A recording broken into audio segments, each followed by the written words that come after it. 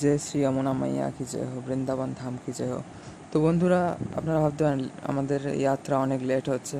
মে মাসে 17 তারিখে আমি ফিরেছিলাম এবং জুলাই মাসে, জুন বাদ দিয়ে জুনের 17 হয়ে জুলাইয়ের 17 হয়ে গেল। আজকে জুলাইয়ের 19 তারিখ বিকেলে আমি ভিডিওটা বানাচ্ছি এখন।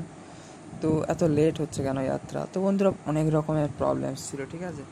তো কত আর বলবো, ঠিক আছে। তাও যদিও ঠিক করলাম যে এবার যাবো। আর অনেক ভিডিও পেন্ডিং ছিল, সেগুলো আপলোড করলাম, বৃন্দাবন সিরিজ কমপ্লিট করলাম, ঠিক আছে, সব কিছু হলো।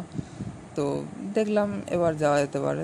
তখন মোটামুটি প্রিপেয়ার হব। তো দেখলাম আবার জগন্নাথ দেবের স্নান যাত্রার টাইমে আবার মন্দির বন্ধ থাকে, যেহেতু আমার পুরী থেকে এবার যাত্রা স্টার্ট করার প্ল্যান ছিল। দেখলাম মন্দির বন্ধ, যখন মন্দির খুলে একবার রথযাত্রার এটা কমপ্লিট হোক, এবার সেটাই এবার যাওয়ার ইচ্ছা আছে। সবাই হরে কৃষ্ণ, রাধে রাধে। তো বন্ধুরা, এটা বলছিলাম আমাদের ট্রাভেল আপডেট নিয়ে। তো মে মাসের 17 তারিখে ফিরেও আমি খুব শরীর খারাপে ভুগেছি। বৃন্দাবনেও টুকটাক চলছিল, জানি না কেন ওই সময় থেকে শরীরটা খারাপ হয়ে গিয়েছিল।